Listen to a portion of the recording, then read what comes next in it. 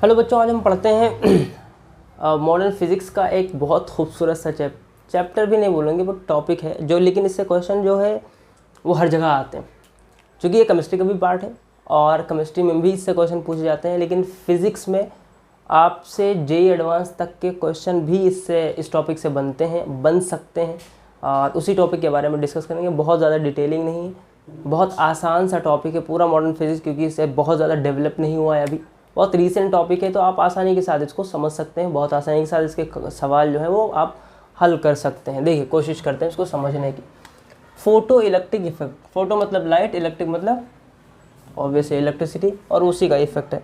ये भाई साहब ने दिया था अल्बर्ट आइंस्टाइन ने, और इसी वजह से उन्हें क्या है, नोबेल प्राइज़ भी मिला था।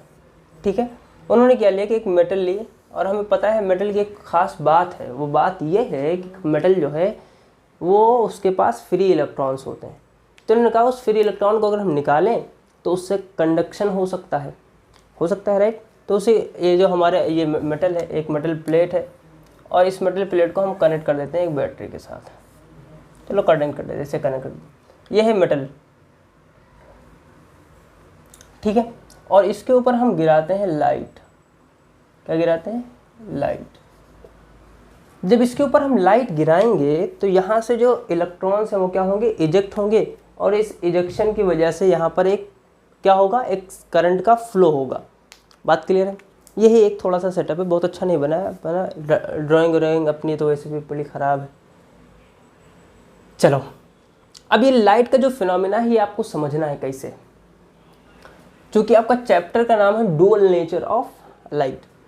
तो इसका जो एक नेचर आपने पढ़ा होगा YDSC में, है ना, यंग्स डबल स्लिट एक्सपेरिमेंट में आपने पढ़ा होगा कि उसका जो नेचर होता है वो कैसा होता है, वेव नेचर होता है। हम यहाँ पर ये समझेंगे कि जिसका जो नेचर है लाइट का वो है पार्टिकल नेचर। कैसे समझेंगे वो समझाते हैं। हमने लिया यहाँ पर एक मेटल की प्लेट ले ली, और इसके ऊपर हमने लाइट गिराना शुरू किया, और लाइट उन्होंने बताया कि किस फॉर्म में आता है, एक फोटोन के फॉर्म में आता है। फोटोन कैसा है, आपको ऐसे ध्यान रखना है कि ये क्या है, ये एक एनर्जी का पैकेट है। ये एनर्जी का क्या है, पैकेट, एनर्जी का पैकेट। इस एनर्जी के फॉर्म में आता है, और इसके पास एक सर्टेन अमाउंट ऑफ एनर्जी है जो इसको देगा और यहाँ से इजेक्ट होगा। जाहिर सी बात है, अगर हम एक बंदे को यहाँ पर बिठाए हैं और अगर हम उसे धक्का देने की कोशिश कर रहे हैं कि वो हट जाए यहाँ से, तो इस बंदे की भी कोई रेजिस्टेंस पावर होगी, उसका भी कोई अपना वेट होगा, हमें उसी हिसाब से यहाँ पर फोर्स लगाना होगा, उस फोर्स के हिसाब से होगा क्या बंदा जाएगा। तो ये जो हम रेजिस्टेंस प्रोवाइड कर रहे हैं अनटिल कि वो क्या करे, मूव करे। अगर आपने NLM पढ़ा होगा तो आपने पढ़ा होगा कि स्टैटिक फ्रैक्शन होता है। अगर आप किसी बॉडी पर फोर्स लगा रहे हैं तो कुछ समय जब तक वो बिल्कुल क्या होगा, उसके ऊपर फोर्स लग रहा है लेकिन वो मूव नहीं कर रहा है। क्यों? क्योंकि उसके ऊपर एक स्टैटिक फ्रिक्शन है। उस फ्रिक्शन को हमें कम से कम क्रॉस करना पड़ेगा, तब वो हमारा जो है क्या होगा, मूव करेगा। तो यहाँ से एनर्जी को, इलेक्ट्रॉन्स की एनर्जी को निकालने के लिए, ये जो एनर्जी है यहाँ पर जो इलेक्ट्रॉन है उसको निकालने के लिए उसकी एक मिनिमम रिक्वायरमेंट होगी, है ना। और उस इलेक्ट्रॉन, हर एक पर्टिकुलर इलेक्ट्रॉन के लिए अलग अलग है, और इसे बोला जाता है वर्क फंक्शन। इसे बोलते हैं वर्क फंक्शन। मतलब इतनी मिनिमम एनर्जी तो इसे चाहिए ही चाहिए कि ये अगर यहाँ से इस सरफेस पर आ सके, मूव नहीं करेगा। इसके आगे जब आप देंगे एनर्जी तब वो क्या करेगा, यहाँ से मूव करेगा। यहाँ से मूव करने के लिए जिस एनर्जी की उसे ज़रूरत होती है उसे बोलते हैं वर्क फंक्शन। क्लियर है? अच्छा, ठीक है। तो यहाँ फोटोन आया, फोटोन के पास कुछ पर्टिकुलर एनर्जी है, उस एनर्जी को वो कहाँ, किसको देगा, इलेक्ट्रॉन को देगा। वो इलेक्ट्रॉन क्या होगा, उसके बाहर इजेक्ट होगा। चलो कुछ सिंपल केस लेते हैं। केस पहला केस ये लेते हैं कि फोटोन की एनर्जी है 5 इलेक्ट्रॉन वोल्ट। कितनी है? 5 इलेक्ट्रॉन वोल्ट। और यहाँ पर जो ये भाई साहब बैठे हैं इनकी एनर्जी है, वर्क फंक्शन है 10 इलेक्ट्रॉन वोल्ट। मतलब इसे 10 इलेक्ट्रॉन वोल्ट की मिनिमम ज़रूरत है कि यहाँ से क्या करे, ये इजेक्ट करे। और यहाँ पर हमारे पास कितना है, 5 इलेक्ट्रॉन वोल्ट है। हम ये कह रहे हैं यहाँ पर नीचे जो हैं वो 10 इलेक्ट्रॉन क्या है, मौजूद है। कितने इलेक्ट्रॉन मौजूद हैं? 10 इलेक्ट्रॉन। और हम जो फोटोन ऊपर से डाल रहे हैं वो कितने, 20 हैं। तो आप अपने दिमाग में सोच के बताइए कि क्या ये सारे इलेक्ट्रॉन यहाँ से इजेक्ट हो सकते हैं या नहीं हो सकते हैं। अगर होंगे तो क्यों, नहीं होंगे तो क्यों। सोच लिया होगा आपने, मैं बताता हूँ। देखिए ये अगर 5 इलेक्ट्रॉन इनको देंगे तो आप ये सोच रहे होंगे 2-2 लड्डू दे दें, है ना। ये एक लड्डू है, इस बंदे को पेट भरने के लिए 2 लड्डू की ज़रूरत है, हम इसको 2 देंगे। देखो यहाँ पर वो रूल नहीं है ना, घर का बाजार नहीं लगा हुआ है। यहाँ पर आपको क्या करना है, एक ही लड्डू मिलेगा, मतलब एक इलेक्ट्रॉन को सिर्फ एक फोटोन मिलेगा, उसके बाद कोई फोटोन नहीं मिलेगा। मेरी बात क्लियर हो रही है? 1-to-1 इंटरेक्शन होगा, इसके अलावा और कुछ नहीं मिलेगा।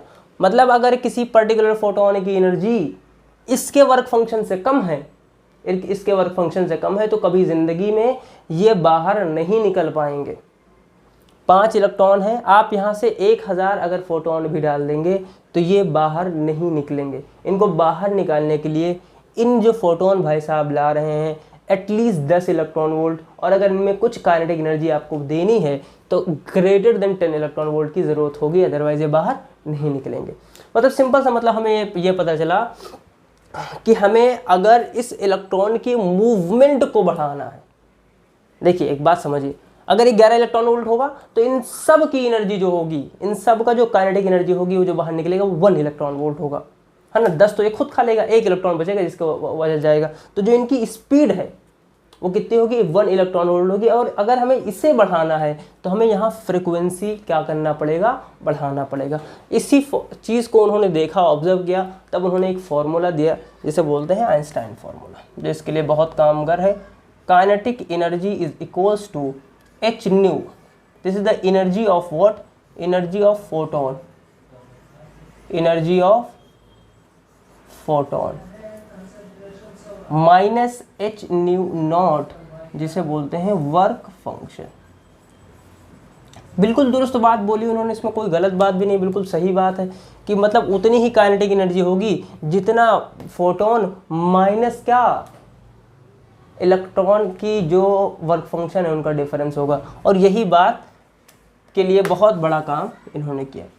अब हमें ये कैसे पता चला कि ये देखो, ये हम बता ही रहे हैं पैकेट, तो अगर ये पैकेट है तो इसका मतलब ये जो एनर्जी है ये वेव की फॉर्म में नहीं आ रही बल्कि पैकेट्स के फॉर्म में आ रही है। और इस पैकेट्स के फॉर्म में होने की वजह से हमें बता सकते हैं लाइट का दूसरा बिहेवियर हमारे सामने आता है, वो क्या है, पार्टिकल नेचर। ये हमारा जो फोटो इलेक्ट्रिफिकेट है ये भी शो करता है। अब हमें पता है काइनेटिक एनर्जी को हम लिख सकते हैं E into V, voltage, nu को फ्रीक्वेंसी को लिखा जा सकता है SC upon lambda minus HC upon lambda naught. तो इस तरह भी हम इसको लिख सकते हैं। या यहाँ E से और गायब कर दो, यहाँ भी ले आओ, यहाँ भी ले आओ, है ना, कुछ भी कर सकते हैं, इसी तरह वो होगा। और इसको मैं करता हूँ क्योंकि सब का सब है कांस्टेंट, तो इससे मैं ले लेता हूँ वर्क फंक्शन को W नॉट। तो मैं यहाँ पर लिखूँ V is equal to HC upon E lambda minus W naught. तो अगर आपको कभी भी किसी के बीच में बनाने के लिए आ सकता है, हो सकता है यहाँ पे भी बनाने के लिए आए, इसको अगर उस फॉर्म में किया जाए तो HF upon E minus frequency minus W not में अपॉन E कर लिया।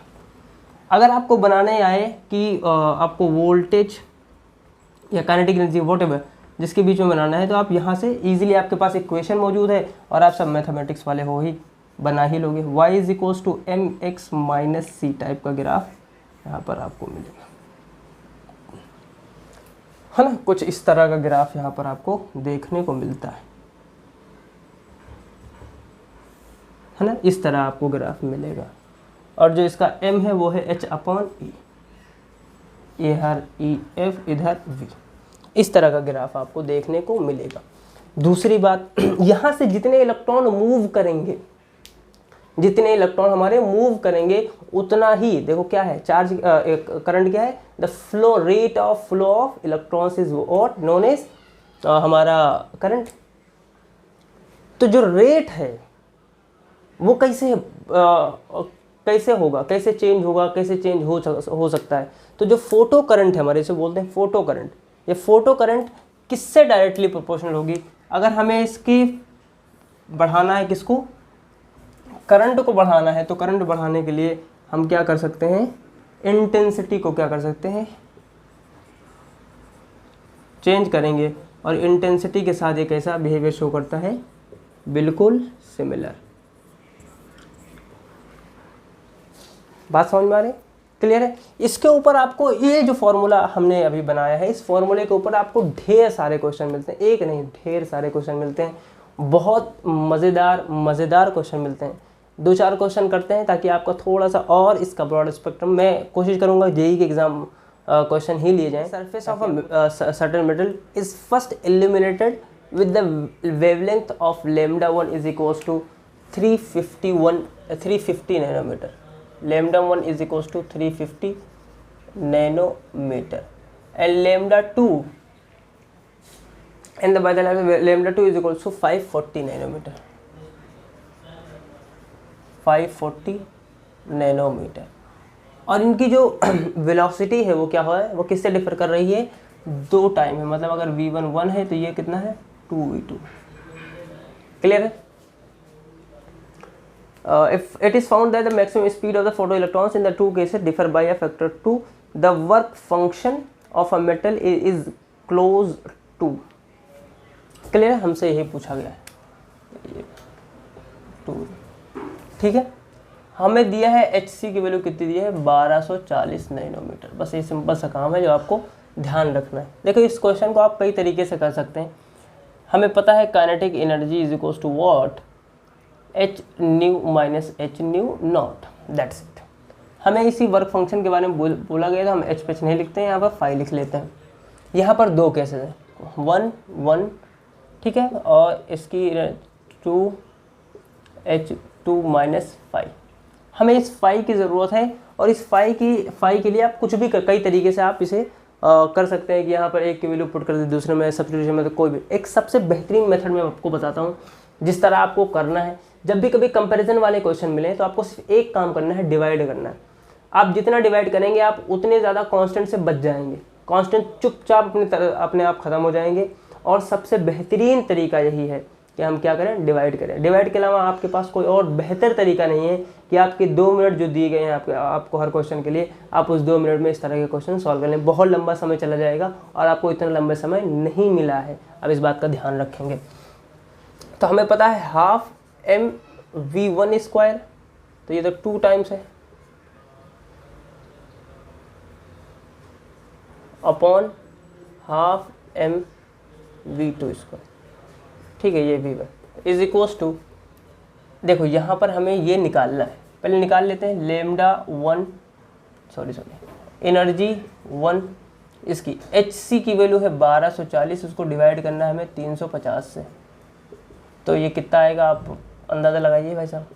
E2 की वैल्यू है 1240, 40 डिवाइड करना है हमें इसे 540 से, आपको यही कैलकुलेट करना है। 35 दूना 70 दूना 140, जो भी आएगा देख लेंगे बाद में निपटेंगे। देखिए इधर आइए, 124 divide by 35 minus 5, 124 divide by 54 minus 5, यहाँ से m से m चला जाएगा, हाफ से हाफ चला जाएगा, v1 से v1 स्क्वायर चला गया, यहाँ बचेगा 4, तो 4 को मल्टीप्लाई करेंगे 124 divide by 54 minus 4 times of 5, इसको इधर मल्टीप्लाई करेंगे 124 अपॉन 35 माइनस 5।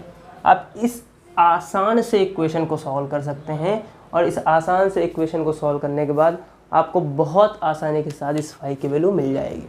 इसको आप उधर पहुंचाएंगे तो बन जाएगा 5 5 54, ये कुछ कटेगा, कटे जाने कटे, अब देख लीजिए इस तरह, ये इसी तरह आप इजीली क्या करेंगे, प्रोसीड करेंगे तो आपके क्वेश्चन क्या हो जाएंगे, आसानी के साथ सॉल्व हो जाएंगे। और जो मैं इस क्वेश्चन की बात कर रहा हूँ, ये क्वेश्चन आप जाके देखना 2014 एडवांस में भी आया है, सेम टाइप का प्रॉब्लम है, और जे मेंस में भी आया है, शायद वो जे मेंस वाला ही है, ये जे मेंस वाला है, लेकिन जे एडवांस में भी सेम टाइप की प्रॉब्लम आया। और जब भी आपको इस तरह के प्रॉब्लम मिले तो आपको सिर्फ एक काम करना है, just divide them and your equation will become very easy to solve it.